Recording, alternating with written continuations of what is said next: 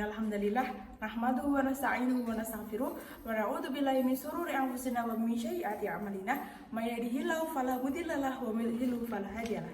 Asyhadu an la ilaha illallah wa asyhadu anna Muhammadar Rasulullah la nabiyya wa rasula ba'da. Perkenalkan, nama saya Aisyah Sapnadia dari Prodi Psikologi A, Universitas Aisyah Yogyakarta dengan NIM 2010801022. Nah, teman-teman, di sini saya akan menjelaskan sedikit tentang pengertian taharah. Taharah menurut bahasa adalah bersih dan terbebas dari kotoran yang nampak. Kata at-tahir berarti membersihkan, yaitu menetapkan bahwa suatu tempat itu terbebas dari hadas atau kotoran. Dalil tentang taharah yang artinya, sesungguhnya Allah menyukai orang-orang yang bertaubat dan menyukai orang-orang yang menyucikan dirinya. Quran Surat Al-Baqarah ayat 222. Tata cara yang harus dilakukan seorang saat ingin mensucikan diri atau taharah meliputi: yang pertama, mandi wajib. Istilah mandi wajib adalah taharah, yaitu mengalirkan air ke seluruh tubuh dari ujung kepala sampai ujung kaki. Yang kedua, berwudu. Taharah dengan berwudu digunakan untuk menghilangkan hadas kecil ketika ingin bersolat. Yang ketiga, tayamum. Sebagai seorang muslim, tentunya harus mengetahui bagaimana tata cara wudhu yang benar dan baik. Seperti yang kita ketahui, wudhu merupakan salah satu syarat sahnya sholat dan diterima oleh Allah Subhanahu wa Ta'ala. Hal ini sesuai dengan yang diperintahkan oleh Subhanahu wa Ta'ala mengenai tata cara wudhu dalam surat Al-Maidah ayat 6 yang artinya, hai orang-orang yang beriman, apabila kamu hendak melakukan sholat, maka basuhlah mukamu dan tanganmu sampai siku, dan sapulah kepalamu dan basuh kakimu sampai dengan kedua mata kaki.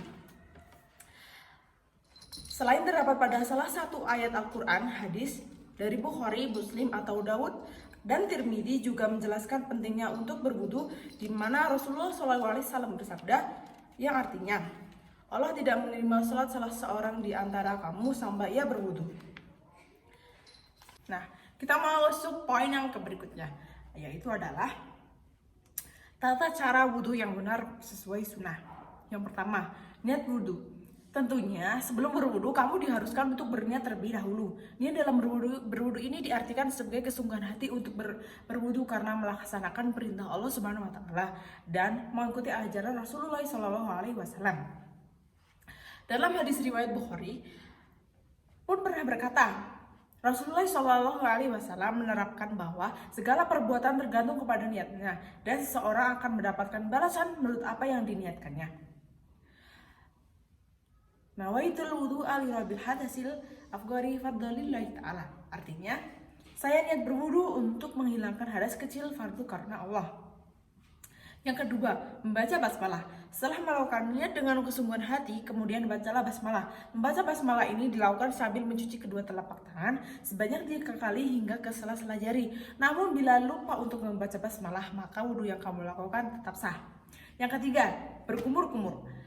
Berkumur-kumur sebanyak 3 kali atau memutar air dalam mulut dan mengeluarkan serta membersihkan gigi dari sisa-sisa makanan yang ada pada gigi. Yang keempat, mencuci lubang hidung. Mencuci lubang hidung sebanyak 3 kali untuk mengeluarkan kotoran yang ada di dalamnya, dan disunahkan pula mencuci lubang hidung dengan cara menghirup air dalam sekali hirup serta mengeluarkannya dengan memencet hidung. Yang kelima, mencuci muka sebanyak 3 kali. Mencuci muka 3 kali pada saat berwudu sebaiknya dilakukan mulai dari ujung kepala tubuhnya rambut hingga bawah dagu, serta membersihkan dari telinga kanan ke telinga kiri.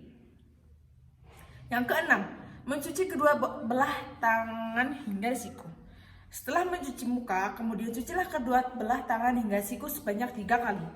Sebaiknya lakukan dengan mendahulukan anggota tubuh bagian kanan, membasmi tangan hingga siku pun sudah tercantum dalam Quran Surat Al-Maidah ayat 6 sesuai dengan perintah Allah Subhanahu wa Ta'ala. Yang ketujuh, mengusap kepala. Tata cara wudhu selanjutnya ialah mengusap kepala dari depan hingga ke bagian belakang kepala sebanyak 1 kali. Ali bin Abi Thalib berkata, aku melihat Nabi SAW mengusap kepalanya 1 kali. Hadis riwayat Sahih Abu Dawud. Yang kedelapan, membersihkan kedua telinga. Setelah mengusap kepala dilanjutkan dengan membersihkan kedua telinga tanpa perlu mengambil air baru. Membersihkan telinga dalam tata cara wudhu ini dilakukan dengan memasukkan jari telunjuk ke dalam telinga. Kemudian ibu jari mengusap kedua daun telinga. Hal ini dilakukan secara bersamaan antara telinga kanan dan telinga kiri. Seperti ini misalnya. Memutar. Yang ke-9, mencuci kedua kaki hingga di atas mata kaki.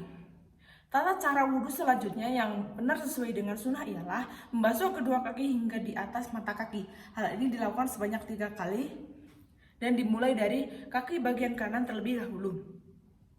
Dalam hadis riwayat Bukhari, didahulukan kaki kanan hingga 3 kali, kemudian kaki kiri 3 kali. Dan saat membasuh kaki, Rasulullah SAW menggosok jari kelingkingnya pada sela-sela jari kaki. Hadis riwayat Bukhari. Dalam menggosok kaki, Rasulullah menyuruh umatnya untuk berhati-hati karena bila tidak sempurna dalam membasuh akan terkena ancaman neraka, dan pastikan kulit yang terlipat terkena air wudhu. Yang ke-10, membaca doa wudhu. Setelah selesai rangkaian wudhu yang benar. Yang ke-10, membaca doa wudhu. Setelah selesai rangkaian wudhu yang benar, disunahkan untuk membaca doa selepas wudhu. Dan saat memanjatkan doa wudhu, sebaliknya berdoa dengan menghadap kiblat dan mengangkat kedua tangan. Asyhadu an la ilaha illallah wahdahu la syarikalah wa asyhadu anna Muhammadan abduhu wa rasuluh. Allahumma ja'alni minat tawabina wa ja'alni minal mutatahhirina wa ja'alni min ibadinas sholihin. Yang artinya, aku bersaksi bahwa tidak Tuhan melainkan Allah. Tiada sekutu baginya, dan aku bersaksi bahwa Nabi Muhammad itu hamba dan utusannya. Ya Allah, jadikan aku dari golongan orang-orang yang bertaubat, dan jadikan aku dari golongan orang-orang yang bersuci, dan jadikan aku sebagian dari hamba-Mu yang soleh. Mungkin cukup sekian materi yang bisa saya sampaikan. Kurang lebihnya saya mohon maaf. Billahi taufiq wal hidayah. Wassalamualaikum warahmatullahi wabarakatuh. Jangan lupa like, comment, and subscribe.